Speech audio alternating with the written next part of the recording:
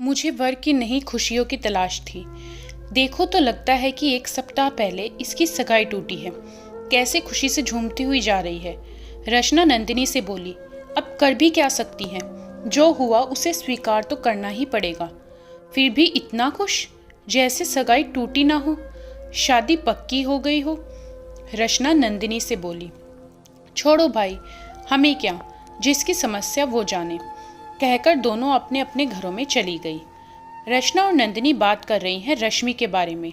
रश्मि, जिसका रंग थोड़ा सांवला है और फिलहाल उसकी यही पहचान बन गई है, क्योंकि इसी सांवले रंग की वजह से उसकी अभी तक शादी नहीं हो पाई है। रश्मि 32 की होने चली है। उसके माता पिता से ज़्यादा पड़ोसियों की नींद उड़ गई है। रश्मि की चिंता में नहीं, उसके माता पिता को ताने देने में। रचना और नंदिनी भी उसी लिस्ट में शामिल हैं, यानी कि पड़ोसियों के लिस्ट में, जिसे आज रश्मि को खुश देखकर पेट में दर्द हो रहा है कि 1 सप्ताह पहले जिसकी सगाई टूटी हो वो खुश कैसे रह सकती है। उसे तो अपनी बदकिस्मती पर घर में बैठकर रोना चाहिए, जबकि सगाई टूटी नहीं थी, रश्मि खुद उसे तोड़ी थी।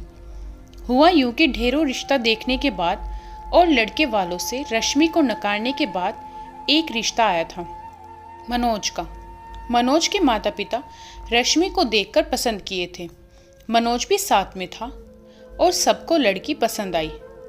मनोज भी देखने में कोई खास नहीं था और एक छोटा सा दुकान चलाता था। खैर, सब कुछ देख सुनकर सगाई की तारीख पक्की हुई। रश्मि की माँ विमला जी और पिता रमेश जी बहुत खुश हुए। हमारे देश में बेटी की शादी तय होने से ज़्यादा शायद ही कोई खुशी होती हो। जैसे माता पिता के सर का बोझ कोई और उठाने के लिए तैयार हो गया हो। चाहे कितनी ही बेटी को प्यार करें, लेकिन शादी नहीं तय हो रही हो तो सिरदर्द बढ़ ही जाता है। ऐसा माना जाता है, तय तारीख पर जब मनोज और उसके माता पिता सगाई के लिए आए तो मनोज की माँ कमला जी बोली, विमला जी, उस दिन क्या बेटी को फेशियल करवा कर दिखाए थे? उस दिन तो थोड़ी ठीक भी लग रही थी, लेकिन आज तो रंग बहुत ही ज़्यादा सांवला लग रहा है। इतने में मनोज भी बोला, मैं नहीं करूँगा इतनी काली लड़की से शादी। मनोज के पिता मोहन जी मीठी छुरी की तरह वार किए, अरे कैसी बात कर रहे हो तुम लोग? जब सगाई तय हो गई है तो ऐसे थोड़े ही ना तोड़ सकते हैं। ठीक है, लड़की के रंग की बात है तो थोड़ा ऊपर नीचे करते हैं। विमला जी और रमेश जी का कलेजा केले की पत्ते की तरह थर थर कांप रहा था। इतनी मुश्किल से तो यह रिश्ता तय हुआ था, कहीं ये भी ना टूट जाए। मोहन जी रमेश जी से बोले, देखिए रमेश जी, लड़के और उसकी माँ का रुख तो आप देख ही रहे हैं। ऐसा रास्ता निकालते हैं कि आपकी इज्जत भी रह जाए और ये लोग भी मान जाएं। रमेश जी कातर और प्रश्न भरी नजरों से मोहन जी की तरफ देखे, जैसे बेटी का पिता नहीं, कोई गुनाहगार देख रहा हो। मोहन जी बोले, वैसे लेन देन तो तय हो ही गया है। अब इन लोगों की खुशी के लिए एक बड़ी सी गाड़ी भी उसमें जोड़ दीजिए तो बेटे का मन खुश हो जाएगा। रमेश जी सुन ही अवाक रह गए, क्योंकि उनकी डिमांड पहले से ही बहुत ज़्यादा थी। एक मामूली सा नौकरी वाला आदमी, वो भी रिटायर, कहाँ से लाएगा इतना पैसा? फिर भी किसी तरह से कुछ अपना और कुछ रिश्तेदारों से मांगकर पहले का डिमांड पूरा किया था। उस पर गाड़ी। रमेश जी हाथ जोड़ते हुए मोहन जी से बोले, समधी जी, ऐसा अन्याय मत कीजिए, ये मुझसे संभव ही नहीं हो पाएगा। मोहन जी बोले, कैसी बातें कर रहे हैं समधी जी? गाड़ी होगी तो मान तो आपकी बेटी का ही बढ़ेगा। अब बेटा और उसकी माँ तो रिश्ता तोड़ने पर आ गए हैं। मैं तो बस बीच का रास्ता निकाल रहा था। विमला जी भी हाथ जोड़ते हुए कमला जी से विनती कर रही थी, समधन जी, मेरी बेटी जैसी है वैसी ही उस दिन भी देखी थी आप। सब कुछ तय करके अब ऐसा मत कीजिए, अपने माता पिता को इस तरह हाथ जोड़कर उन लोगों के सामने गिड़गिड़ाते देख रश्मि का खून खौल रहा था। सिर्फ माता पिता की इज्जत के खातिर वह चुप थी, लेकिन अब उसके कानों में जो शब्द पड़ा वो रश्मि के सब्र का बांध तोड़ दिया।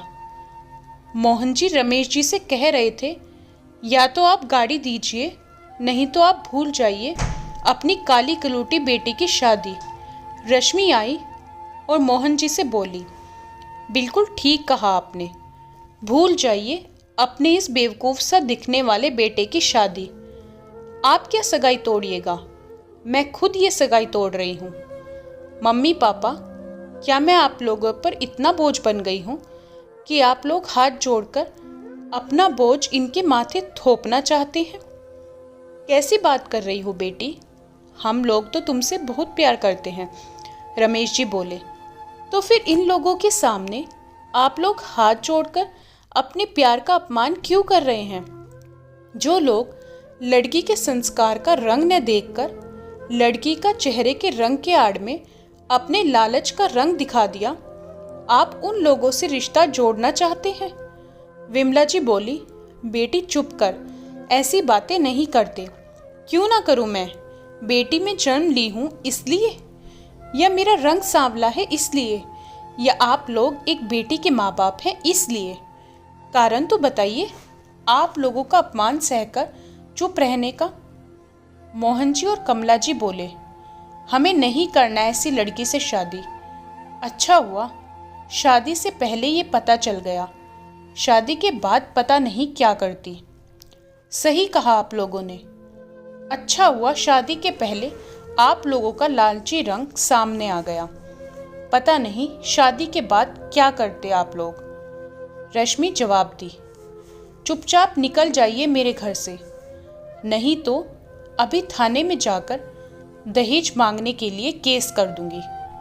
मोहन जी, कमला जी और मनोज और बेइज्जती ना हो सोचकर निकलते बने। सगाई टूटने की वजह से विमला जी और रमेश जी बहुत उदास बैठे थे। रश्मि के मोबाइल में नोटिफिकेशन आया। रश्मि देखकर खुशी से उछल गई। आईएएस का एग्ज़ाम दी थी वो, उसका क्लियर हो गया था। खुशी से बोली, मम्मी पापा, आप लोग मेरे लिए वर की तलाश कर रहे थे और वो नहीं मिलने पर आप लोग उदास थे।